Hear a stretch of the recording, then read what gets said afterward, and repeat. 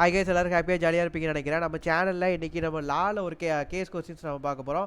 ஆக்சுவலாக நம்ம இப்போ என்ன சாப்டர் நம்ம பார்த்துட்டு இருந்தோம்னா, நேற்று பார்த்தீங்கன்னா அப்பாயின்மெண்ட் அண்ட் ரெமினரேஷன் ஆஃப் டேரக்டர்லேருந்து நம்ம 4 கேஸ் கொஸ்டின் நம்ம பார்த்துக்கிறோம். 4 கேஸ் கொஸ்டினும் maximum number of director woman director under section 149 subsection 1. So இந்த ப்ரொவிஷன் கீழே உள்ள கேஸ் கொஸ்டின் ஃபுல்லாக நம்ம பார்த்துருக்கோம். இந்த கேஸ் கொஸ்டின் வந்து இதுக்கு முன்னாடி எம்டிபி ஆர்டிபி சஜஷனில் கேட்ட கொஸ்டின்ஸ் தான். இன்றைக்கும் நம்ம இம்பார்ட்டண்டான எம்டிபி ஆர்டிபி சஜஷனில் கேட்ட கொஸ்டின்ஸ் நம்ம பார்க்க போகிறோம். ஆக்சுவலாக நேற்று வந்து நம்ம பேசிக்ஸ் தான் பார்த்தோம். இன்றைக்கி வந்து பார்த்தீங்கன்னா அட்வான்ஸ் லெவலில் நம்ம பார்க்க போகிறோம். ஸோ இன்றைக்கி பார்க்கக்கூடிய ப்ரொவிஷன்ஸ்லாம் கண்டிப்பாக எக்ஸாமில் வந்து கேட்குறதுக்கு நிறைய வாய்ப்புகள் இருக்குது.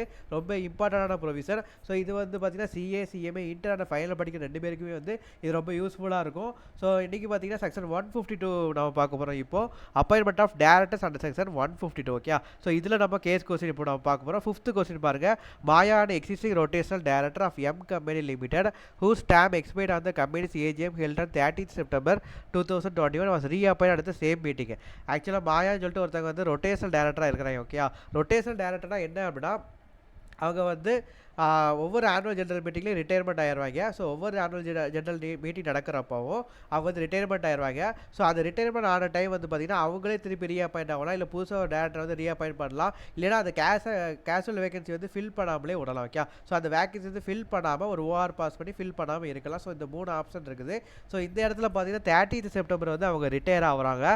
ஸோ அவங்களே அதே மீட்டிங்கில் ரீஅப்பாயின்மெண்ட்டும் பண்ணுறாங்க. ஓகே, ஸோ அவங்களே ரீஅப்பாயிண்ட் பண்ணுறாங்க. He did not file the concern with ROC. Reappoint பண்ணுற போது கண்டிப்பாக அவங்க வந்து ஆர்ஓசியில் வந்து அவங்களோட கன்சென்ட்டை வந்து ஃபைல் பண்ணணும். ஸோ இந்த இடத்துல பார்த்தீங்கன்னா அவங்க ஃபைல் பண்ணலை. Few members of the company object to his continuation as director as he has not filed the consent with ROC. அதாவது நிறைய டேரக்டர்ஸ் வந்து என்ன செஞ்சுருக்காங்கன்னா, இவங்க வந்து ப்ரொவிஷனை வந்து ஃபாலோ பண்ணலாம், இவங்க வந்து அவங்களோட கன்சென்ட்டை வந்து ஆர்ஓசியில் வந்து ஃபைல் பண்ணணும். ஸோ இவங்க வந்து ஃபைல் பண்ணவே இல்லை. ஸோ இதை பற்றி நிறைய பேர் வந்து எதிர்க்கிறாங்க. ஸோ இது வந்து அப்ஜெக்ட் பண்ணுறாங்க நிறைய பேர். ஸோ ஃபஸ்ட்டு கொஸ்டினில் என்ன கேட்டிருக்காங்கன்னா, whether the member consent is correct. மெம்பர்ஸோட கண்டென்சர் வந்து கரெக்டானு சொல்லி கேட்டிருக்காங்க. கரெக்ட் தான். ஆக்சுவலாக DIR 12 சொல்லிட்டு ஒரு ஃபார்ம் இருக்குது. அந்த DIR 12 ஃபார்மில் வந்து பார்த்தீங்கன்னா 30 days அவங்க அப்பாயின்மெண்ட் ஆகி 30 டேஸ்க்குள்ளே வந்து அவங்களோட கன்சென்ட் வந்து ஒரு லெட்டரில் வந்து ஃபைல் பண்ணணும். ஓகே, ஸோ DIR 12ங்கிற ஃபார்மில் வந்து ஃபைல் பண்ணணும். இவங்க வந்து ஃபைல் பண்ணலை. ஸோ மெம்பரோட கண்டென்சர் கரெக்டு தான். அவர் வந்து டேரக்டர் ஆக முடியாது. ஏன்னா அவரோட கன்சென்ட் வந்து DIR 12ங்கிற ஃபார்மில் வந்து 30 டேஸ்க்குள்ளே அவங்க ஃபைல் பண்ணவே இல்லை. ஸோ அவங்களால டேரக்டர் ஆக முடியாது. ஓகே, செகண்ட் கொஸ்டின் பாருங்கள். Would your answer be different in case Maya was named as a director இந்த ஆர்டிகல்ஸ் அஸ் ஃபஸ்ட்டு ரெஜிஸ்டர்டு. ஆக்சுவலாக ஃபஸ்ட்டு டேரக்டராக வந்து ரெஜிஸ்டர் ஆகிருக்கிறாங்க. அதாவது ஆர்டிகல்ஸ் ஆஃப் அசோசியேஷனில் ஸ்டார்டிங்கில் இப்போ கம்பெனி ஸ்டார்ட் பண்ணுறப்போ அவங்க ஃபஸ்ட்டு டேரக்டராக வந்து அவங்களோட நேம் வந்து ஏஓஏல இருக்குது அப்படின்னா இந்த கன்சென்ட் வந்து தேவையில்லை. ஓகே, ஸோ ஏஓஏல வந்து அவங்களோட நேம் வந்து இருக்குது, ஃபஸ்ட்டு டேரக்டராக வந்து அவங்க அப்பாயிண்ட் ஆகிறாங்க அப்படின்னா அப்போ மட்டும் கன்சென்ட் எதுவுமே தேவையில்லை.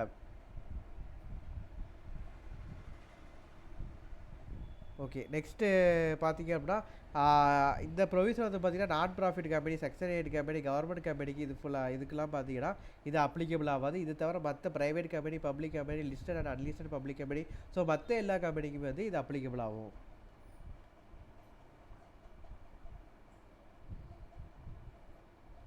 அதே டைமில் அதாவது ஃபஸ்ட்டு டேரக்டர் வந்து நான் ஒரு விஷயம் தப்பாக சொல்லியிருக்கிறேன். என்னென்னா ஃபஸ்ட்டு டேரக்டரை பொறுத்த வரைக்கும் அவங்களுமே இந்த மாதிரி தான். ஓகே, அவங்களும் கன்சர்ட்டை வந்து தெரிவிச்சிருக்கணும். இப்போ ஒன்றும் இப்போ கம்பெனி ஸ்டார்ட் ஆகும் போது நீங்கள் வந்து சப்ஸ்கிரைபர்ஸாக இருக்கிறீங்க, அந்த கம்பெனியில் வந்து சப்ஸ்கிரைபர்ஸாக இருக்கிறீங்க, உங்களோட நேம் வந்து ஏஓஏல போட்டிருக்காங்க, உங்களை ஃபஸ்ட்டு டேரக்டராக மாற்றிருக்கிறாங்க அப்படின்னா நீங்கள் வந்து டேரக்டராக இருக்கிறதுக்கு கன்சென்ட் உங்களுக்கு வந்து விருப்பம் இருக்கணும். அந்த கம்பெனியில் டேரக்டராக இருக்கிறதுக்கு விருப்பம் இருந்தால் மட்டும்தான் நீங்கள் கம்பெனியில் டேரக்டர் ஆக முடியும். ஸோ உங்களோட கன்சென்ட்டில் நீங்கள் DIR 12ங்கிற ஃபார்மில் 30 டேஸ்க்குள்ளே நீங்கள் வந்து ஆர்ஓசிட்ட ஃபைல் பண்ணியிருந்தால் மட்டும்தான் உங்களால் டேரக்டர் ஆக முடியும். இது ஃபஸ்ட்டு டேரக்டருக்கும் சரி, அடுத்த கண்டினியூஷனாக அதாவது கம்பெனி ஸ்டார்ட் ஆகி ஃபர்தராக அப்பாயிண்ட் ஆகக்கூடிய டேரக்டர்ஸுக்கும் சரி DIR 12ங்கிற ஃபார்மில் கன்சர்ன் லெட்டர் வந்து 30 டேஸ்க்குள்ளே ஃபைல் பண்ணால் மட்டும்தான் டேரக்டர் ஆக முடியும். ஓகே, ஸோ அதாவது செகண்ட் கொஸ்டினில் வந்து ஏஓஏல வந்து ஃபஸ்ட்டு ரிஜிஸ்டர் ஆன டேரக்டர்ஸ் வந்து இந்த இது வந்து தேவையா, இல்லை ஆன்சர் வந்து டிஃப்ரெண்ட் ஆகுமா சொல்லி கேட்டிருக்கேன். ஆன்சர் வந்து டிஃப்ரெண்ட் ஆகாது. DIR 12 ஃபார்மில் வந்து கன்சர்ன் லெட்டரை வந்து கண்டிப்பாக ஃபைல் பண்ணி தான் ஆகணும். ஓகே, ஸோ நெக்ஸ்ட்டு கொஸ்டின் பார்ப்போம். நெக்ஸ்ட்டு பார்த்தீங்க அப்படின்னா ரொட்டேஷன் ஆஃப் டேரக்டர் வந்து பார்த்தீங்கன்னா ரொட்டேஷன் படி ரிட்டையர்மெண்ட் ஆவாங்க. ஓகே, ஸோ ஒவ்வொரு டேரக்டர்ஸும் அதாவது ஒரு கம்பெனியில் டோட்டல் நம்பர் ஆஃப் டேரக்டர்ஸில் இண்டிபெண்டன்ட் டேரக்டர்ஸ் மட்டும் தவிர மற்ற டோட்டல் நம்பர் ஆஃப் டேரக்டர்ஸ் இருக்காங்களா. ஸோ அதில் வந்து பார்த்தீங்கன்னா 2/3 ஆஃப் த டேரக்டர்ஸ் வந்து ரொட்டேஷனல் டேரக்டர்ஸாக இருக்கணும். அந்த 2/3 நம்ம சொல்லி நம்ம கணக்கு கால்குலேட் பண்ணுறப்போ பாயிண்ட்டுக்கு அப்புறம் ஏதாச்சும் நம்பர் வந்துச்சுன்னா அப்பர் ரவுண்டிங் ஆஃப் பண்ணணும். Okay, so Appar rounding off அப்படின்னா பாயிண்ட்டுக்கு அப்புறம் ஏதாச்சும் நம்பர் இருந்துச்சுன்னா 1 ஆட் பண்ணிக்கணும். ஸோ அந்த மாதிரி நம்ம ரவுண்டிங் ஆஃப் பண்ணணும். ஸோ டோட்டல் நம்பர் ஆஃப் டேரக்டர்ஸில் இண்டிபெண்டன்ட் டேரக்டர்ஸை தவிர 2/3 டேரக்டர்ஸ் நம்ம எடுத்துக்கணும். ஸோ 2/3 டேரக்டர்ஸ் வந்து மினிமமாக ரொட்டேஷனல் டேரக்டராக இருக்கணும். ஸோ அந்த ரொட்டேஷனல் டேரக்டர் நம்ம எடுத்துக்கிட்டோம்ல, ஸோ அந்த ரொட்டேஷனல் டேரக்டரில் 1/3 வந்து ரிட்டையர்மெண்ட் ஆவாங்க. ஒவ்வொரு ஆனுவல் ஜெனரல் மீட்டிங்கிலும் 1/3 டேரக்டர் வந்து ரிட்டையர் ஆவாங்க. ஸோ இதுதான் ப்ரொவிஷன். ஸோ இதை பற்றி நம்ம கேஸ் கொஸ்டின் நம்ம பார்க்க போகிறோம். 6th கொஸ்டின் பாருங்க. ADJ limited has 10 director on its board. அவங்களோட போர்டில் பார்த்தீங்கன்னா மொத்தம் 10 டேரக்டர் இருக்கிறாங்க. 2 of the directors have retired by rotation at annual general meeting. Annual general மீட்டிங்கில் வந்து 2 பேர் வந்து ரொட்டேஷனில் வந்து ரிட்டையர் ஆகிட்டே இருக்கிறாங்க. ஸோ 10 டேரக்டர் இருக்கிறாங்க. 2 டேரக்டர் வந்து ரொட்டேஷனல் டேரக்டராக இருக்கிறாங்க. இந்த place of the retiring director is not so filled up and the meeting has also not expressly resolve not to fill the vacancy. அதாவது அந்த மீட்டிங்கில் வந்து பார்த்தீங்கன்னா அந்த வேகன்சி வந்து ஃபில் பண்ண வேண்டாம் அப்படின்னு சொல்லிட்டு டிசைட் பண்ணிட்டாங்க. ஸோ இது வந்து ப்ராப்ளம் கிடையாது. வேகன்சி அவங்க ஃபில் பண்ணலாம் இல்லை ஃபில் பண்ணாட்டி இருக்கலாம். அப்படி ஃபில் பண்ணுறாங்கன்னா பழைய டேரக்டர் ஆல்ரெடி ரிட்டையர் ஆன டேரக்டரை மறுபடியும் அப்பாயிண்ட் பண்ணலாம். அதுக்கு அவரோட கன்சர்ன் தெரிவிச்சிருக்கணும். இல்லைன்னா புதுசாக ஒரு டேரக்டர் கூட அப்பாயிண்ட் பண்ணலாம். அது மீட்டிங்கில் வந்து ஓஆர் வந்து பாஸ் பண்ணணும். ஓஆர் வந்து த்ரீ டைப்ஸ் ஆஃப் ஓவர் இருக்குது. இதில் எது வேணால் பாஸ் பண்ணலாம். மொதல் ஓவர் என்ன, ஆர்டினரி ரெசல்யூஷன் என்ன அப்படின்னா பழைய டேரக்டர் ரிட்டையர் ஆகக்கூடிய டேரக்டரை அப்பாயிண்ட் பண்ணுறது, இல்லை புது டேரக்டர் அப்பாயிண்ட் பண்ணுறது, இல்லை அந்த அந்த வேக்கன்சியை ஃபில் பண்ணாமலே விட்டுறலாம் அப்படின்னு சொல்லி டெசிஷன் எடுத்து ஒரு ஓஆர் பாஸ் பண்ணுவாங்க. ஸோ இந்த 3 டைப் ஆஃப் ஓவர் இருக்குது. இதில் பார்த்தீங்கன்னா வேக்கன்சி வந்து ஃபில் பண்ணவே வேண்டாம்னு சொல்லிட்டு ஒரு ஓஆர் வந்து பாஸ் பண்ணியிருக்கிறாங்க. Since the AGM could not be completed its business, it is adjourned till the same day in the next week. Okay, so அதுவும் இல்லாமல் அந்த டெசிஷன் அவங்க எடுக்கலையாம். அவங்க வந்து டெசிஷனை எதுவுமே எடுக்கலை அந்த மீட்டிங்கில். ஸோ அந்த மீட்டிங் வந்து அட்ஜார்ன் ஆகிடுச்சு. நெக்ஸ்ட் வீக் அடுத்த வாரம் சேம் டேலேயே அதே அட்ஜார்ன்மெண்ட் மீட்டிங் வந்து நடக்குது. At the same time at same place, அதே டைமில் அதே பிளேஸில் நடக்குது. ஆக்சுவலாக இது வந்து ப்ரொவிஷன் என்ன அப்படின்னா, ஒரு மீட்டிங் வந்து அந்த மீட்டிங் வந்து டெசிஷனே எடுக்கலை, அந்த மீட்டிங் வந்து அட்ஜார்ன் ஆகிடுச்சுன்னா அந்த மீட்டிங் எப்போ நடக்குன்னா அடுத்த வாரம் அதே நாள் அதே டைமில் வந்து அதே பிளேஸில் வந்து நடக்கும். ஓகே, ஸோ இதுதான் ப்ரொவிஷன். ஸோ அதே மாதிரி தான் இவங்களும் பண்ணியிருக்கிறாங்க. At this adjourn meeting also the place of retiring director could not be filled up. அந்த அட்ஜார்ன் மீட்டிங்லேயுமே அந்த ரிட்டையர்மெண்ட் டேரக்டர் வந்து ஃபில் பண்ணலாம். அந்த வேகன்சி வந்து ஃபில் பண்ணலாம். அந்த meeting has also not expressly resolve not to fill the vacancy. So அந்த மீட்டிங்லேயுமே எதுவுமே டெசிஷன் எடுக்கலை. எக்ஸ்பிரஸாக எதுவுமே சொல்லலை. ஓகே, எக்ஸ்பிரஸ்லி எதுவுமே சொல்லலை. நான் வேகன்சி வந்து ஃபில் பண்ணணுமா இல்லை வேண்டாமா சொல்லிட்டு எதுவுமே அவங்க எக்ஸ்பிரஸ்லி சொல்லலை. Okay, referring to the provision of the company தான் டிசைடு என்ன சொல்லியிருக்காங்கன்னா, whether in such situation retiring director shall be deem to have been reappointed at the adjourn meeting. Retiring director shall be deem to have reappoint at the adjourn meeting. Adjourn மீட்டிங்கில் இல்லை அப்படின்னா அவங்க வந்து retiring டேரக்டரே மறுபடியும் reappoint பண்ணுவாங்களான்னு சொல்லி கேட்டிருக்காங்க. ஆமாம், கண்டிப்பாக பண்ணுவாங்க. ஓகே, ஸோ ஒரு மீட்டிங் வைக்கிறோம், அதில் வந்து டெசிஷன் எடுக்கலாம். அர்ஜென்ட் மீட்டிங் வைக்கிறோம், அதிலே டெசிஷன் எடுக்கலைன்னா ரிட்டையர் ஆன டேரக்டர் அவரே நம்ம திருப்பி ரீஅப்பாயின்மெண்ட் பண்ணலாம். ஆனால் அதுக்கு ஒரு சில எக்ஸப்ஷன் இருக்குது. அவர் சப்போஸ் நான் வந்து டேரக்டர் ஆக மாட்டேன் அப்படின்னு சொல்லி கன்சர்ன் லெட்டர் கொடுக்கல, இல்லை ஓஆர்எஸ்ஆர் வந்து பாஸ் பண்ணலை, ஓஆர்எஸ்ஆரை வந்து கண்டிப்பாக பாஸ் பண்ணால் மட்டும்தான் இந்த இது வந்து நடக்கும் அப்படின்னு சொல்லி ஒரு ரூல்ஸ் இருக்குது. இல்லை அப்படின்னா 162 சொல்லி ஒரு செக்ஷன் இருக்குது. ஓகே, 162 செக்ஷன் படி பார்த்தீங்க அப்படின்னா ஒரே ரீசொல்யூஷனில் 2 டேரக்டர் வந்து அப்பாயிண்ட் பண்ணலாம். ஸோ அந்த செக்ஷனில் ஏதாவது கான்ட்ராவர்சர் பண்ணியிருக்கிறாங்கன்னா இந்த மாதிரி அப்பாயிண்ட் பண்ண முடியாது. ஆல்ரெடி ரிட்டையர் ஆன டேரக்டரே மறுபடியும் ரீஅப்பாயின்மெண்ட் பண்ண முடியாது. ஓகே, ஸோ இப்படி செக்ஷன் இருக்குது. அதுவும் இல்லாமல் சப்போஸ் ஆல்ரெடி ரிட்டையர் ஆன டேரக்டர் வந்து ஏதோ டிஸ்குவாலிஃபைட் ஆகிட்டார், 164 செக்ஷன் படி டிஸ்குவாலிஃபை ஆகிட்டார், இன்சால்வெண்ட்டாவோ இல்லை ஏதோ அந்த 164 செக்ஷனில் டிஸ்குவாலிஃபிகேஷன் லிஸ்ட் வரும். ஸோ அந்த லிஸ்ட்டு படி ஏதோ டிஸ்குவாலிஃபை ஆகிருக்காருன்னா அவரே மறுபடியும் ரீஅப்பாயிண்ட் பண்ண முடியாது. ஸோ இதெல்லாம் போக இந்த எக்ஸப்ஷன் லிஸ்ட்டு தாண்டி வேறு ஏதாச்சும் ஒரு இந்த எக்ஸப்ஷன் லிஸ்ட் எதுவுமே இல்லை, எல்லாமே ப்ராப்பராக இருக்குது அப்படின்னா கண்டிப்பாக அவரே திருப்பி வந்து ரீஅப்பாயின்மெண்ட் பண்ணலாம். ஓகே, ஸோ செகண்ட் கொஸ்டின் பாருங்கள். What will be your answer in case of the adjourn meeting the resolution for reappointment of the director were lost. Okay, இந்த எக்ஸப்ஷன் நான் சொன்னோம்னா அதில் ஃபஸ்ட்டு எக்ஸப்ஷன் இதுதான். ஆக்சுவலாக இப்போ வந்து அட்ஜார்ன் மீட்டிங் வச்சுருக்காங்க, அதில் ரீசொல்யூஷனோட பாஸ் பண்ணியிருக்காங்க. அந்த ரீசொல்யூஷன் பார்த்தீங்க அப்படின்னா இந்த டேரக்டரை அப்பாயிண்ட் பண்ணக்கூடாது, டேரக்டர் அப்பாயிண்ட் பண்ண வந்து லாஸ்ட் ஆகிடுச்சு. ஓகே, ஸோ டேரக்டரை அப்பாயிண்ட் பண்ணக்கூடாதுன்னு சொல்லிட்டு ஒரு ரீசொல்யூஷன் எடுத்துருக்காங்கன்னா அந்த டேரக்டரை நம்ம மறுபடியும் ரீஅப்பாயின்மெண்ட் பண்ண முடியாது. ஓகே, ஸோ ரீஅப்பாயின்மெண்ட் பண்ண முடியாது. ஸோ அப்படியே அட்ஜார்ன் மீட்டிங்குமே கேன்சல் ஆயிரும். அந்த அட்ஜார்ன் மீட்டிங்கில் வந்து ரீசொல்யூஷனோட எடுத்திருக்காங்க என்னன்னா இந்த டேரக்டரை அப்பாயிண்ட் பண்ணலாமான்னு சொல்லி கேட்டிருக்காங்க. உடனே அந்த ரீசோலிஸ் வந்து லாஸ்ட் ஆயிடுச்சு. அதாவது இந்த டேரக்டரை அப்பாயிண்ட் பண்ணக்கூடாது அப்படின்னு சொல்லி அன்ஃபேவராக ஓட்டு வந்திருக்குது அப்படின்னா அதே டேரக்டரை ரிட்டையர்ட் ஆன டேரக்டரை மறுபடியும் ரீஅப்பாயின்மெண்ட் பண்ண முடியாது. ஸோ தேர்டு கொஸ்டின் பாருங்கள், whether such director can continue in case the director do not call the annual general மீட்டிங்கை. அதாவது ஆனுவல் ஜெனரல் மீட்டிங்கே வைக்கலையே அப்படின்னா அதே டேரக்டரை மறுபடியும் ரீஅப்பாயின்மெண்ட் பண்ண முடியுமா சொல்லி கேட்டிருக்காங்க. அதெல்லாம் பண்ண முடியாது. ஆனுவல் ஜெனரல் ப்ரொவிஷன் என்ன சொல்லுது அப்படின்னா ஆனுவல் ஜெனரல் மீட்டிங் வைக்கணும். ஆனுவல் ஜெனரல் மீட்டிங் லாஸ்ட் டேட்டில் ஆனுவல் ஜெனரல் மீட்டிங் வைக்கணும். ஓகே, ஸோ வைக்கணும். அவங்க வைக்கலை அப்படின்னா அந்த ரிட்டையர் ஆகக்கூடிய டேரக்டரை வந்து கண்டினியூ பண்ண முடியாது. மறுபடியும் டேரக்டர்ஸோட ஆஃபீஸ் வந்து அவர் கண்டினியூ பண்ண முடியாது. ரிட்டையர் ஆகிற டைமில் வந்து ரிட்டையர் ஆயிடுவார். Okay, so annual general meeting என்னைக்கு வைக்காங்களோ அதே டேரக்டர் ரீஅப்பாயின்மெண்ட் பண்ணுறதுக்கு வாய்ப்பு இருக்குது. அதே டேரக்டர் வந்து ரீஅப்பாயின்ட் பண்ணுறதுக்கு வாய்ப்பு இல்லைனா புது டேரக்டர் அப்பாயின்ட் பண்ணுறதுக்கு வாய்ப்பு இருக்குது. ஸோ ஆனுவல் ஜெனரல் மீட்டிங் வைக்கிறாங்களோ வைக்கலையோ அந்த last date of annual general மீட்டிங்கில் வந்து இந்த டேரக்டர் வந்து ரிட்டையர்மெண்ட் ஆயிடுவார். ஸோ அதில் எந்த மாற்றமும் கிடையாது. Okay, so annual general meeting வைக்கலை, ஸோ அவரே நம்ம கண்டினியூ பண்ணலாம் அப்படிலாம் கிடையாது. ஆனுவல் ஜெனரல் மீட்டிங் வைக்கலைனாலுமே அந்த லாஸ்ட் டேட்டில் வந்து அவர் ரிட்டையர் ஆயிடுவார். ஸோ இதான் கீழே ஆன்சரில் கொடுத்துருப்பாங்க. ஸோ நீங்கள் ரீட் பண்ணி பார்த்துக்கோங்க. நான் பிடிஎஃப் வந்து நீங்கள் கேட்கும் போது நான் உங்களை அனுப்புகிறேன். நீங்கள் வந்து என்னோடய நம்பர் நான் கொடுக்குறேன். ஸோ அந்த நம்பர் படி நீங்கள் வந்து நம்பருக்கு நீங்கள் வாட்ஸ்அப்பில் நீங்கள் மெசேஜ் போட்டிங்க அப்படின்னா உங்களுக்கு நான் பிடிஎஃப் வந்து அனுப்புகிறேன். ஸோ அந்த பிடிஎஃப் வந்து நீங்கள் பார்த்து படிச்சிக்கலாம். அதுக்கப்புறம் நீங்கள் நம்பரில் வந்து என்னோடய வாட்ஸ்அப் நம்பர் நான் சென்ட் பண்ணுறேன். இதை டிஸ்கிரிப்ஷனில் வந்து நான் போட்டிருப்பேன். ஸோ அந்த நம்பருக்கு வந்து நீங்கள் மெசேஜ் பண்ணீங்க அப்படின்னா உங்களுக்கு வந்து டெலகிராம் குரூப்பில் வந்து நான் வந்து ஜாயின் பண்ணி விட்ருவேன். ஓகே, ஸோ டெலகிராம் குரூப்பில் நீங்கள் ஜாயின் ஆகிட்டீங்க அப்படின்னா அதில் நிறைய நோட்ஸ் வந்து நாங்கள் ஷேர் பண்ணியிருக்கிறோம். இதுக்கப்புறமும் ஷேர் பண்ணுவோம். நிறைய பேர் டவுட்ஸும் கேட்டு கிளியர் பண்ணிகிட்டு இருக்காங்க. ஸோ நீங்கள் டெலகிராம் குரூப்பில் சேர்ந்தீங்க அப்படின்னா உங்களுக்கு நோட்ஸும் கிடைக்கும். டவுட்ஸை கேட்டு கிளியர் பண்ணிக்கலாம். எக்ஸாமுக்கு தேவையான எல்லா ஹெல்ப்புமே உங்களுக்கு கிடைக்கும். அதுக்கப்புறம் சிஎம்ஏ ஜாப் ரிலேட்டடாக அப்டேட்ஸுமே நாங்கள் வந்து அதில் போட்டுட்ருக்கோம். ஸோ நீங்கள் வந்து அந்த நம்பருக்கு வந்து நீங்கள் மெசேஜ் பண்ணி விடுங்க. உங்களோட டெலகிராம் அக்கௌண்ட்டு அப்புறம் டெலகிராமில் வந்து எனக்கு வந்து ஹாய் மெசேஜ் போட்டு விடுங்க.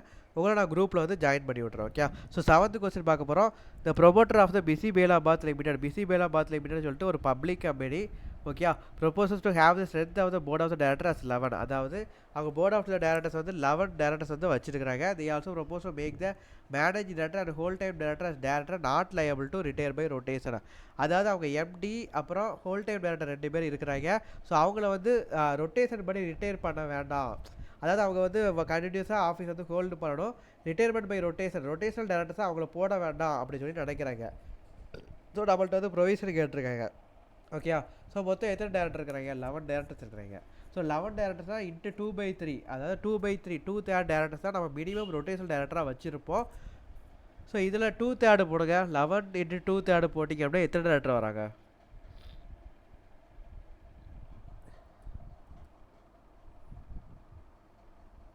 11 × 2/3 போட்டிங்கன்னா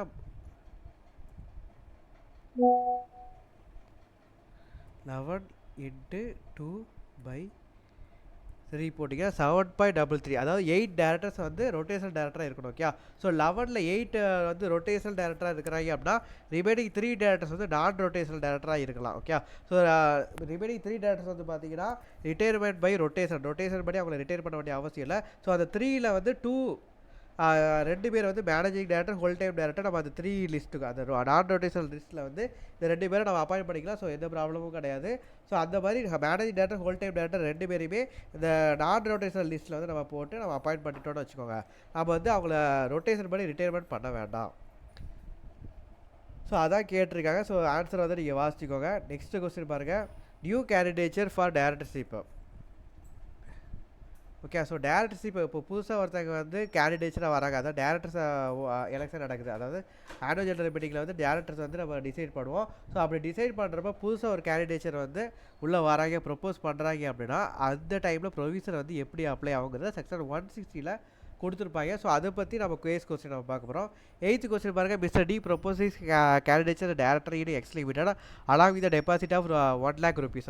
அதாவது டெபாசிட் வந்து 1 லட்சம் ருபீஸ் வந்து வைக்கணும். ஓகே, ப்ரொவிஷன் படி பார்த்தீங்கன்னா ஜெனரல் மீட்டிங் நடக்குது. அதுக்கு 14 டேஸ் முன்னாடி நம்ம வந்து அவர் வந்து நோட்டீஸ் கொடுத்துருக்கணும். இப்போ நான் வந்து டேரக்டாக அடிக்க போகிறேன். நான் நோட்டீஸ் கொடுத்துருக்கணும் 1 லட்ச ரூபா டெபாசிட்டும் வச்சிருக்கணும். ஏன்னா 1 லட்ச ரூபா டெபாசிட் எதுக்கு வச்சிருக்காங்கன்னா இப்போ ஒரு கம்பெனியில் டேரக்டர் எலெக்ஷன் நடக்குன்னா எல்லா பயில்களும் நான் வந்து டேரக்டர் ஆக போகிறேன்னு சொல்லிட்டு உள்ளே வந்து அவங்களோட நோட்டீஸ் வந்து கொடுப்பானுங்க. ஸோ அப்படி நிறைய பேர் வர்றப்போ அவங்களை ஷார்ட் லிஸ்ட் பண்ணுறது ரொம்ப கஷ்டமாக இருக்கும். ஸோ அதுக்காக தான் 1 lakh டெபாசிட் சொல்லி வச்சுருக்காங்க. ஸோ 1 lakh டெபாசிட் வைக்கிறப்போ ஒரு சில குறிப்பிட்ட பேர் தான் வந்து டேரக்டர் ஆகிறதுக்கு அந்த எலெக்ஷன் வந்து நிற்பாங்க. ஓகே, ஸோ 1 lakh டெபாசிட் வைக்கிறோம். ஸோ 1 lakh டெபாசிட் வந்து அதை பே பண்ணிட்டாரு.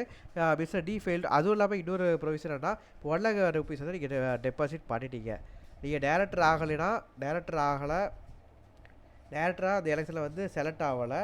அதுக்கப்புறம் உங்களுக்கு வந்து ஓட்டு வந்து பார்த்தீங்கன்னா 25% மேலே 25% மேலே உங்களுக்கு வந்து ஓட்டு வந்து ரிசீவ் ஆகிருக்கு அப்படின்னா உங்கள் 1,00,000 வந்து ரீஃபண்ட் பண்ணிடுவாங்க.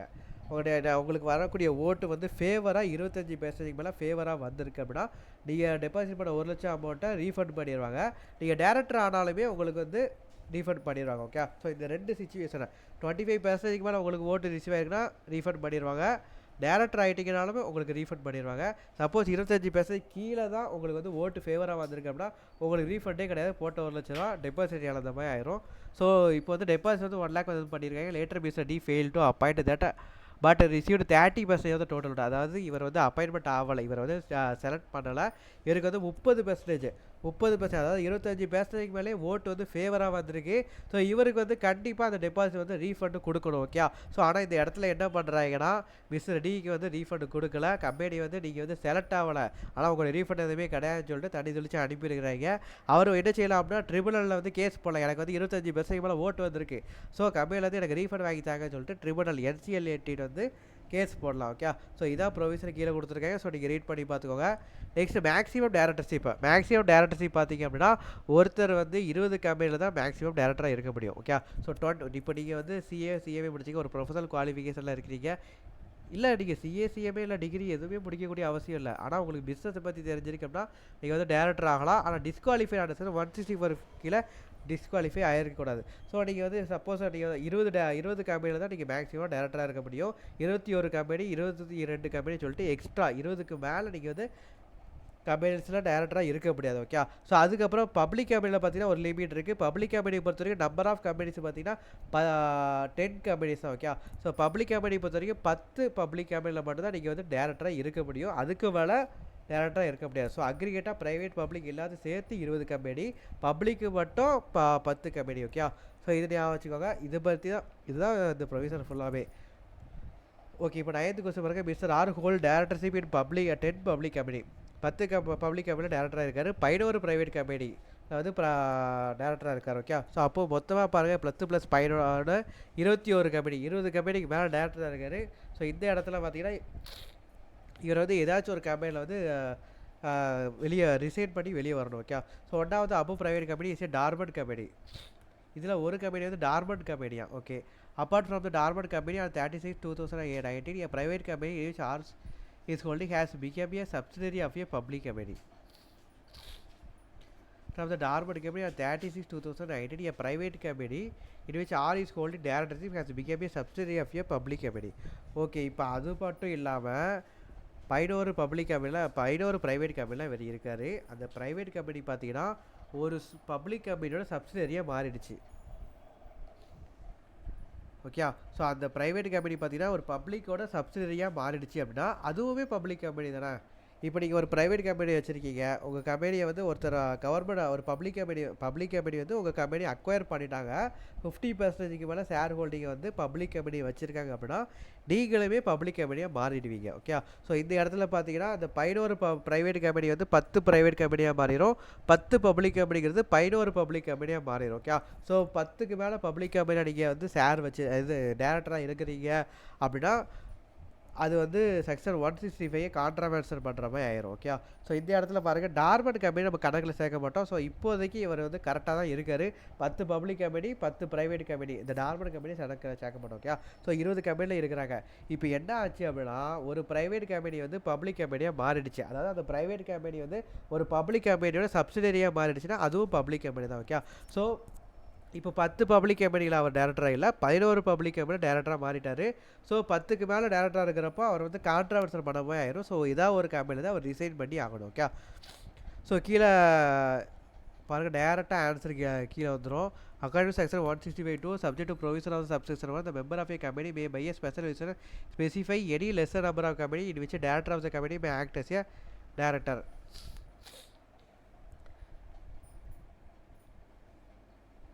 ஓகே, ஸோ ஏதாவது ஒரு கம்பெனிலேருந்து அவர் வந்து ரிசைன் பண்ணி தான் ஆகணும். ஓகே, ஸோ அதுக்கு மேலே உள்ள பேராகிராஃப் பாருங்கள். Holding of directors of mister R as on 36/2019 is not valid. 30/6/2019.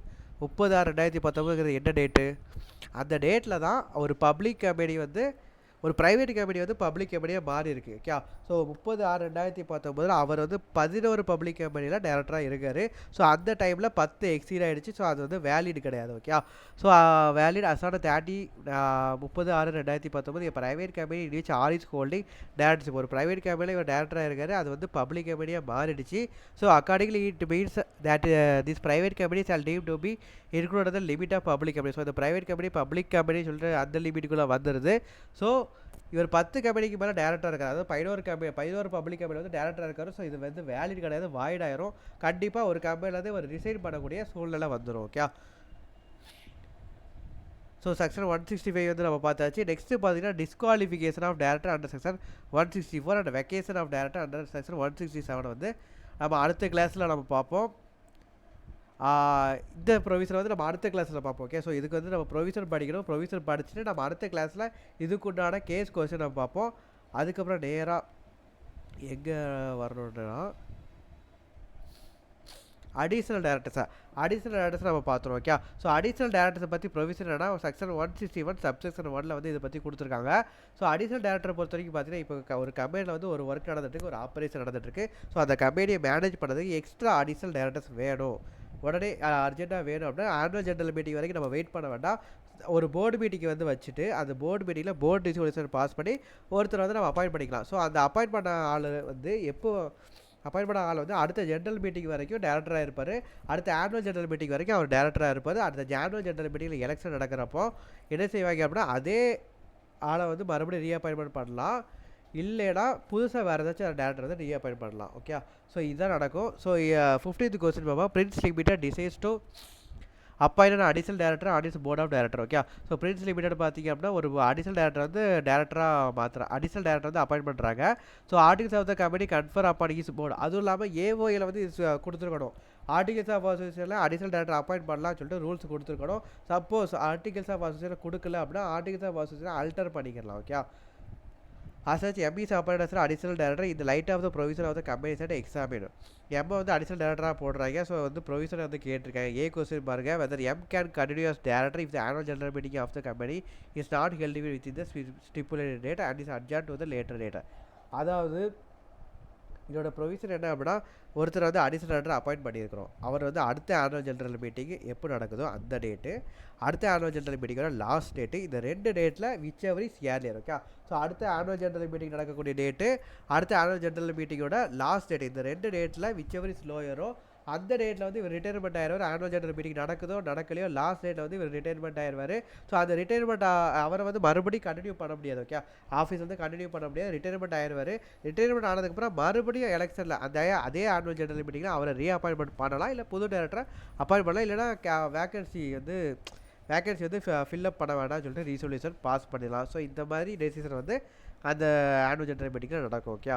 So B பாயிண்டில் பாருங்கள், பி கோர்ஸில் வந்து can the power of appointing additional director be exercise by the annual general meeting. Additional டேரக்டரை வந்து ஆனுவல் ஜெனரல் மீட்டிங்கில் வந்து அப்பாயிண்ட் பண்ண முடியுமா சொல்லி கேட்டிருக்காங்க. அப்பாயின்மெண்ட் ஆகிறது வந்து போர்டு மீட்டிங்கில் தான் அப்பாயின்மெண்ட் ஆவாங்க. அப்ரூவல் அவர் மெம்பர்ஸோட அப்ரூவல் வந்து ஆனுவல் ஜெனரல் மீட்டிங்கில் வந்து கிடைக்கும். ஓகே. ஸோ இதுதான் கணக்கை தவிர அவர் வந்து ஆனுவல் ஜெனரல் மீட்டிங்கில் வந்து அப்பாயிண்ட் பண்ண மாட்டாங்க.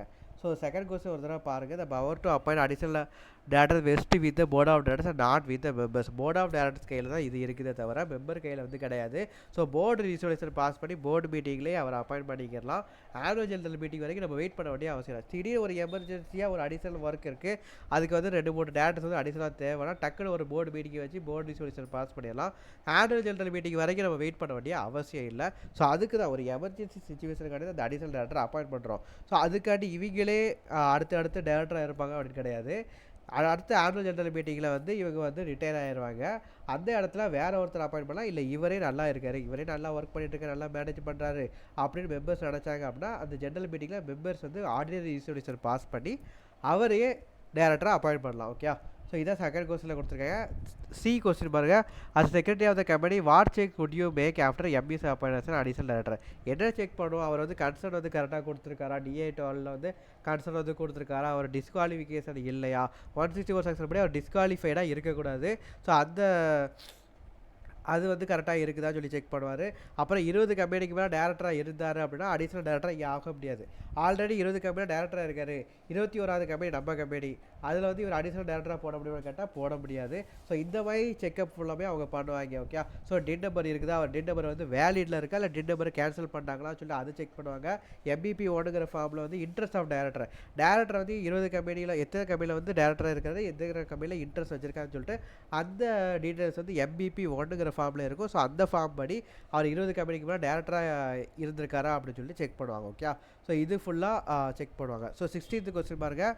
16th கொஸ்டின் வந்து நார்மல் தான், நீங்களே பார்த்துலாம். பிடிஎஃப் அனுப்புகிறா, நீங்கள் கண்டிப்பாக இது பாருங்கள். 17th அதே மாதிரி தான், 18th அதே தான். நெக்ஸ்ட் டேரெக்டாக இதெல்லாம் ஆக்சுவலாக நீங்களே பார்த்துலாம். ஸோ அதான் நான் ஸ்கிப் பண்ணுறேன். நெக்ஸ்ட்டு பாருங்கள், நாமினி டேரக்டர் பார்க்க போகிறோம். நாமினி டேரக்டரை ஓகே ஒரு சோர்ஸ் அல்டர்னேட் டேரக்டர் பார்த்துட்டு அப்புறம் நாமினி டேரக்டர் வரும். ஓகே. ஸோ நாமினி டேரக்டர் வந்து நீங்களே பார்த்தனா, அல்டர்னேட் டேரக்டர் நம்ம பார்ப்போம்.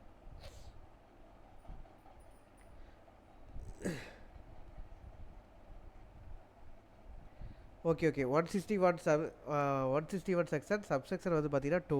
ஓகே. ஸோ இதில் வந்து அல்டர்னேட் டேரக்டரோட அப்பாயின்மெண்ட் பற்றி நம்ம பார்க்க போகிறோம். ஆக்சுவலாக அல்டர்னேட் டேரக்டர் வந்து யார் அப்படின்னா, இப்போது நீங்கள் வந்து ஒரு கம்பெனியில் டேரக்டராக இருக்கீங்க. நீங்கள் ஒரு 3 மாதத்துக்கு மேலே ஃபாரின் கண்ட்ரியில் அவுட் சைடு இந்தியா நீங்கள் போகிறீங்க அப்படின்னா உங்கள் இடத்துல வந்து ஒருத்தர் மேனேஜ் பண்ணுறதுக்கு ஒருத்தர் வேணும். நீங்கள் வந்து வெளிநாட்டு ஃபாரினுக்கு போயிட்டீங்க, நீங்கள் வந்து அந்த இடத்துல மேனேஜ் பண்ண முடியாது. ஸோ உங்கள் இடத்துல இன்னொருத்தரை வந்து அல்டர்னேட் டேரக்டராக போடலாம். இது வந்து யார் போடுவாங்கன்னா, நீங்கள் ஒருத்தர் அப்பாயின்ட் பண்ணிட்டு போக முடியாது. போர்டு ரிசொல்யூஷன் பாஸ் பண்ணி போர்ட் ஆஃப் டைரக்டர்ஸ் தான் அப்பாயின்ட் பண்ணுவாங்க. ஓகே. ஸோ நீங்கள் இப்போ எனக்கு பதில் இவன் இருப்பான் அப்படின்னு சொல்லிட்டு ஒருத்தரை வந்து நீங்கள் கையை காமிச்சிட்டு உட்கார வைக்க முடியாது. உங்களால் அதை செலக்ட் பண்ண முடியாது. நீங்கள் 3 மாதத்துக்கு மேலே ஃபாரின் கண்ட்ரி போகிறீங்க, எனக்கு மேலே என் பையன் இருப்பான்னு சொல்லிட்டு அவனை உட்கார வச்சுட்டு போக முடியாது. ஓகே. ஸோ இதை வந்து யார் டிசைட் பண்ணுவாங்க அப்படின்னா, போர்ட் ஆஃப் டைரக்டர்ஸ் தான் போர்டு ரிசொல்யூஷன் வந்து டிசைட் பண்ணுவாங்க. ஸோ இதை பற்றி நம்ம கேஸ் கொஸ்டின் பார்க்க போகிறோம். 18th கொஸ்டின் பாருங்கள். Examine the validity of the following. The board of directors AJD Limited appoints Mr. N as an alternate director for a period of 2 months. Against a director who has proceeded abroad on leave for a period of 6 months. 6 மாதத்துக்கு மேலே அவர் foreign country போயிட்டாராம். So என்னு சொல்லிட்டு ஒருத்தர் வந்து alternate director appoint பண்ணுறாங்க. So அந்த alternate director வந்து 2 மாதத்துக்கு அவர் alternate டேரக்டராக வச்சுருப்போம்னு சொல்லிட்டு அவங்க டெசிஷன் எடுக்கிறாங்க. ஓகே. ஸோ ஆக்சுவலாக இது வந்து ராங். ஓகே. ஆக்சுவலாக வந்து இது பார்த்தீங்க அப்படின்னா, அல்டர்னேட் டேரக்டர் வந்து எப்போ வரைக்கும் ஆஃபீஸ் ஹோல்டு பண்ணுவார்னா, ஒரிஜினல் டேரக்டர் என்றைக்கு இந்தியாவுக்குள்ளே வராரோ அந்த டைம் வரைக்கும் ஹோல்டு பண்ணுவார். ஒரிஜினல் டேரக்டரோட எக்ஸ்பைரி டேட் வரைக்கும் ஹோல்டு பண்ணுவார். ஓகே. இப்போ எனக்கு பதிலாக ஒருத்தர் நான் வந்து ஒரு கம்பெனியில் டேரக்டராக இருக்கிறேன், எனக்கு பதிலாக இன்னொருத்தர் வந்து அல்டர்னேட் டேரக்டராக போடுறாங்க. நான் வந்து ஃபாரினுக்கு போயிட்டேன், நான் எப்போ இந்தியாவுக்கு வரேனோ அது வரைக்கும் தான் அவன் டேரக்டராக இருப்பான், அல்டர்னேட் டேரக்டராக இருப்பான்.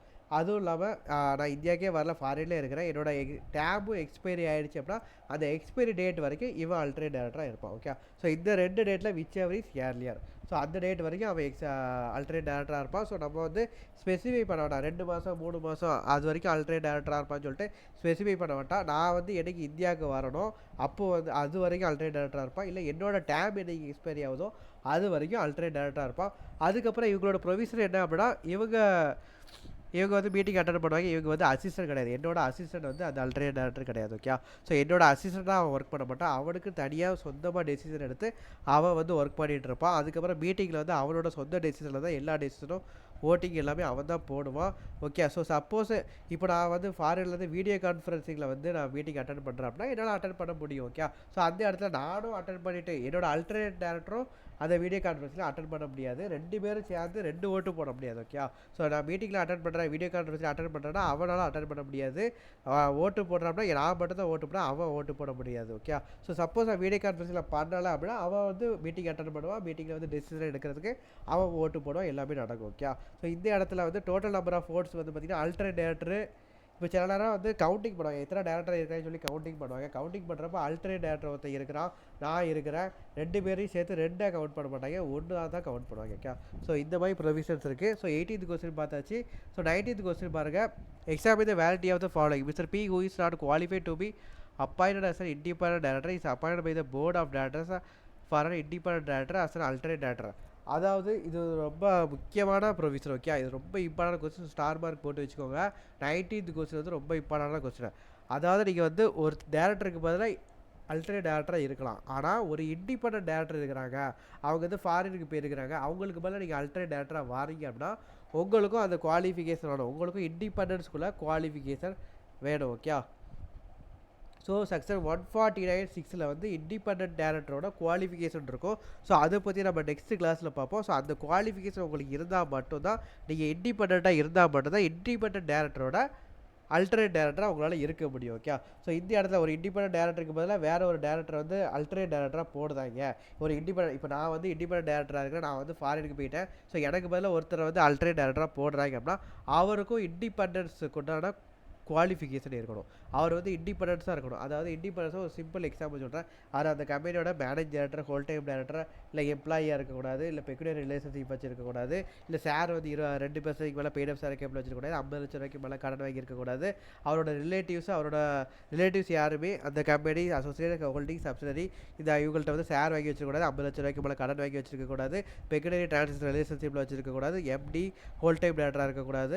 அப்புறம் இப்போ நம்மளோட சப்சிடரி யாரும் இருக்கிறாங்க அப்படின்னா அவங்கள்ட்ட வந்து பார்த்திங்கன்னா அங்கே வந்து ப்ரொமோட்டராகவோ டேரக்டராகவோ இருக்கக்கூடாது. இப்போ நம்ம கம்பெனியோட ஆடிட் ஃபேம், லீகல் ஃபேம் இருக்குது அப்படின்னா அதில் வந்து 10%க்கு மேலே 10% டேர்ன் ஓவருக்கு மேலே டிரான்ஸ்லேஷன் வந்து வச்சிருக்கக்கூடாது. ஸோ இந்த மாதிரி நிறைய இண்டிபெண்டன்ஸோட குவாலிஃபிகேஷன் இருக்கும். ஸோ அந்த இண்டிபெண்டன்ட் டேரக்டருக்கு பார்த்திங்கன்னா இந்த இண்டிபெண்டன்ஸ் உன்னோட குவாலிட்டி வந்து வேணும். ஓகே, ஸோ அப்படி குவாலிட்டி இருந்தால் அவர் இண்டிபெண்டன்ட்டாக டேரக்டராக இருக்க முடியும். ஸோ ஒரு இண்டிபெண்டன்ட் டேரக்டருக்கு இண்டிபெண்டன்ட் டேரக்டருக்கு பதிலாக ஒரு அல்டர்னேட் டேரக்டர் நம்ம போடணும். அந்த அல்டர்னேட் டேரக்டருக்குமே இண்டிபெண்டன்ஸ் வந்து கண்டிப்பாக முக்கியம். ஓகே, ஸோ அப்படி இண்டிபெண்டன்ஸ் வந்து 149(6)ல் வந்து கொடுத்துருப்பாங்க. ஸோ அதை பற்றி அடுத்த கிளாஸில் பார்ப்போம். ஸோ அந்த குவாலிஃபிகேஷன் இருந்தால் மட்டும்தான் அவர் வந்து இண்டிபெண்டன்ட் டேரக்டருக்கு பதிலாக அல்டர்னேட் டேரக்டரை அப்பாயிண்ட் பண்ண முடியும். ஓகே, 20th கொஸ்டின் வந்து நீங்களே பார்த்துக்கலாம். ஸோ அது ப்ராப்ளம் இல்லை, சிம்பிள் கொஸ்டின் தான். ஸோ இது பிடிஎஃப் அனுப்புனா நீங்களே பாருங்கள். 21st அப்படி தான். ஸோ மற்ற கொஸ்டின் எல்லாருமே அப்படி தான். ஓகே, நெக்ஸ்ட் வந்து நாமினி டேரக்டர், அதுவுமே நீங்களே பார்த்துலாம். நாமினி டேரக்டர் சின்ன கான்செப்ட் தான். ஆக்சுவலாக என்ன அப்படின்னா நாமினி டேரக்டருங்கிறது இப்போ ஒரு பேங்க் இல்லை ஃபினான்ஷியல் இன்ஸ்டியூட்டில் நீங்கள் கடன் வாங்கி வச்சுருக்கீங்க. இப்போ உங்கள் கம்பெனி வந்து பார்த்தீங்கன்னா இப்போ ஒரு பேங்க்கில் வந்து ஒரு 10 கோடி ரூபாய்க்கு கடன் வாங்கியிருக்கீங்க. ஓகே, ஸோ அந்த கடனை வந்து உங்களால் கொடுக்க முடியுமா முடியாதான்னு சொல்லிட்டு பேங்க்காரனுக்கு வந்து ஒரு நிறைய சந்தேகம் இருக்கும். உங்களோட ஃபினான்ஷியல் ஸ்டேட்மெண்ட்லாம் பார்த்துருப்பான், பிஸ்னஸ் வந்து அந்த அளவுக்கு ரீச் இருக்காது, உங்கள் மேலே பெரிய சஸ்பெக்ஷன் வச்சுருப்பாங்க, சந்தேகம் இருக்கும். ஓகே, ஸோ இந்த இடத்துல வந்து என்ன செய்வோம் அப்படின்னா உங்கள் கம்பெனியை வந்து ஃபுல்லாக வேவ் பார்க்குறதுக்கு, ஃபுல்லாக எல்லா அனலைஸும் உள்ளேருந்தே அனலைஸ் பண்ணுறதுக்கு ஒரு டேரக்டரை வந்து நாமினேட் பண்ணுவான். அதான் நாமினி டேரக்டர். ஓகே, ஸோ ஒரு பேங்க் இல்லை ஃபினான்ஷியல் இன்ஸ்டியூஷன் வந்து பார்த்தீங்கன்னா உங்கள் கம்பெனியில் வந்து டேரக்டரை வந்து நாமினேட் பண்ணி அப்பாயிண்ட் பண்ணுவான். ஸோ அதான் நாமினி டேரக்டர். இந்த நாமினி டேரக்டரை நீங்கள் ரிட்டையர் பை ரொட்டேஷனில் நீங்கள் வந்து ரிட்டையர் பண்ண முடியாது, அவரை வந்து ரிமூவ் பண்ண முடியாது. அது அப்பாயிண்ட் பண்ணது ஒரு பேங்க் இல்லை ஃபினான்ஷியல் இன்ஸ்டியூஷன், நீங்கள் அப்பாயின்மெண்ட் பண்ணல. அப்படிங்கிறப்போ உங்கள் சௌரியத்துக்கு நீங்கள் ரிமூவ் பண்ண முடியாது, உங்கள் சௌரியத்துக்கு அவனை வந்து ஒவ்வொரு ஆனுவல் ஜெனரல் மீட்டிங்கும் ரிட்டையர்மெண்ட் பண்ண முடியாது, ரொட்டேஷனில் ரிட்டையர்மெண்ட் பண்ண முடியாது. ஓகே, ஸோ இதுதான் ப்ரொவிஷனு. ஸோ இந்த ப்ரொவிஷன் வந்து சிம்பிள் தான். ஸோ இந்த கேஸ் கொஸ்டின் வந்து நீங்களே வந்து பாருங்கள். நெக்ஸ்ட்டு பார்த்தீங்கன்னா casual vacancy under section 161(4).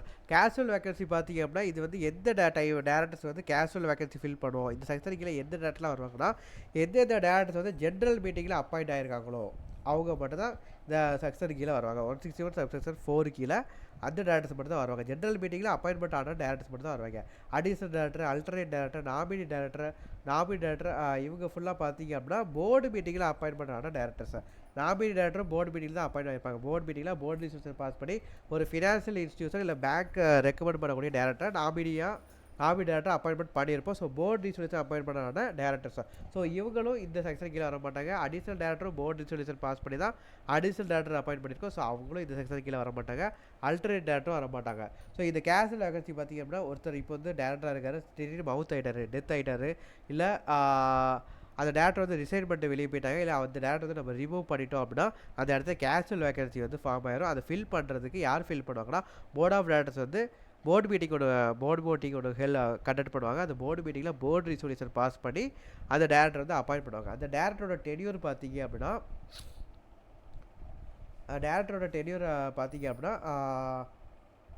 Original டேரக்டரோட life time வரைக்கும் இவர் வந்து உட்காந்து ஆஃபீஸில் வந்து ஹோல்டு பண்ணியிருப்பார். ஓகே, ஸோ ஒரிஜினல் டேரக்டர் யார் வந்து கேஷுவல் வேக்கன் ஆனாலும் அந்த ஒரிஜினல் டேரக்டர் சப்போஸ் இப்போ டேரக்டராக இருக்கார், அந்த கம்பெனியில் வந்து இப்போ டேரக்டராக இருக்கார், வேக்கன்சி ஆகாமல் டேரக்டராக இருக்காருன்னா எந்த டென்யூர் வரைக்கும் அவர் ஆஃபீஸை ஹோல்டு பண்ணுவாரோ அது வரைக்கும் இந்த டேரக்டர் வந்து புதுசாக அப்பாயின்மெண்ட் ஆகக்கூடிய டேரக்டர் வந்து ஆஃபீஸ் ஹோல்டு பண்ணுவார். ஓகே, ஸோ இப்போ நீங்கள் வந்து ஒரு டேரக்டர் ஒரு கம்பெனியில் வந்து டேரக்டராக இருக்கீங்க, நீங்கள் வந்து என்ன செய்றீங்க அப்படின்னா ஒரு கம்பெனி வந்து நீங்கள் ஏதோ தப்பாக பண்ணிட்டீங்கன்னு சொல்லிட்டு உங்களை ரிமூவ் பண்ணிட்டாங்க. அந்த இடத்துல கேஷுவல் வேகன்சி ஆயிடுச்சு. உங்களுக்கு இன்னும் 3 வருஷம் வந்து டென்யூர் இருக்குது.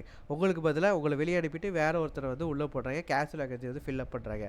ஸோ அது 3 இயர்ஸ் வரைக்கும் உங்களோட 3 இயர்ஸ் டென்யூர் இருக்கலாம். ஸோ அது வரைக்கும் அவர் வந்து டேரக்டராக இருப்பார். ஓகே, ஸோ இதுதான் நம்ம 161 சப்செக்ஷன் 4ஓட ப்ரொவிஷன்.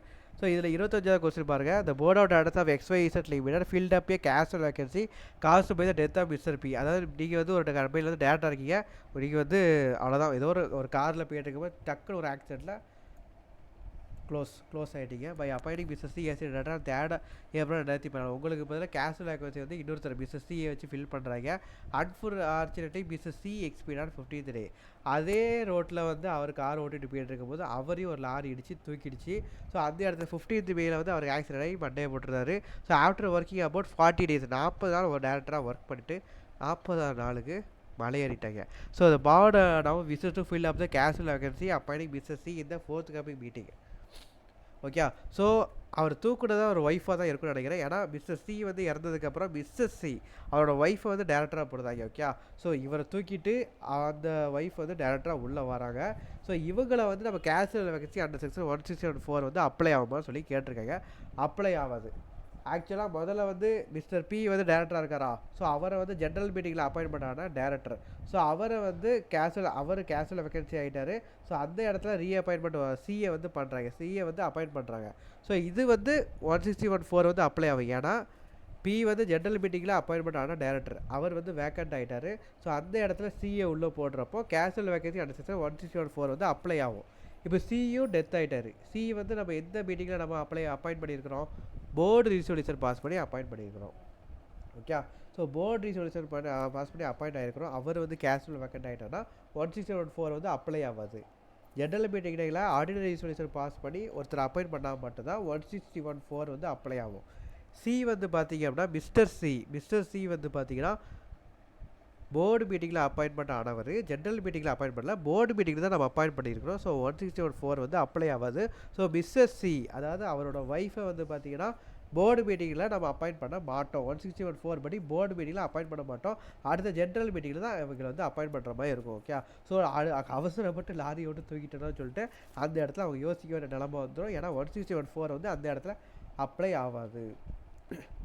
ஓகே, 26வது கொஸ்டின் அதே மாதிரி கொஸ்டின் தான், சேம் ப்ரொவிஷன்ஸ் தான் வரும். ஸோ நீங்கள் பார்த்துக்கோங்க. Next appointment by single resolution, இந்த மாதிரி சின்ன சின்ன ப்ரொவிஷன் ஃபுல்லாமே அடுத்த கிளாஸில் பார்ப்போம். அப்புறம் ரிமூவல் ஆஃப் டேரக்டருங்கிறது ரொம்ப இம்பார்ட்டண்டான ஒரு செக்ஷன். ஓகே, ஸோ 169 செக்ஷன் வந்து பார்த்தீங்கன்னா ரிமூவல் ஆஃப் டேரக்டர்ஸ். ஸோ இது வந்து ரொம்ப இம்பார்ட்டண்டான செக்ஷனை. ஸோ இதுக்குள்ள ப்ரொவிஷனை நான் எக்ஸ்பிளைன் பண்ணிவிட்டு அதுக்கப்புறம் இந்த செக்ஷன் நான் எடுக்கிறேன். ஸோ ரிமூவல் ஆஃப் டேரக்டர் அப்புறம் சின்ன சின்ன செக்ஷன் எல்லாமே அடுத்த கிளாஸில் நம்ம பார்க்க போகிறோம். ஸோ இதுக்குள்ள ப்ரொவிஷன்ஸ் ஃபுல்லாமே நான் ஃபர்தராக நான் எக்ஸ்பிளைன் பண்ணிவிட்டு அதுக்கப்புறம் இந்த கேஸ் கொஸ்டினை நம்ம பார்ப்போம். ஓகே, ஸோ அப்போ உங்களுக்கு பெட்டராக புரியும். ஸோ இது வரைக்கும் நம்ம நிறைய கேஸ் கொஸ்டின் நம்ம பார்த்துருக்குறோம். ஸோ எல்லா கேஸ் கொஸ்டினுமே நான் பிடிஎஃப் அனுப்புகிறேன். நீங்கள் ஒரு தடவை ரீட் பண்ணி ரீகால் பண்ணி பார்த்துக்கோங்க. ஸோ உங்களுக்கு ஏதாச்சும் டவுட் இருக்குது, இந்த கிளாஸில் வந்து ஏதாவது டவுட் இருக்குன்னா நீங்கள் வந்து கமெண்ட் செக்ஷனில் போடலாம். என்னோடய வாட்ஸ்அப் நம்பர் வந்து நான் ஆல்ரெடி உங்கள்கிட்ட சொல்லியிருக்கிறேன். ஸோ அந்த நம்பருக்கு நீங்கள் சேட் பண்ணலாம்.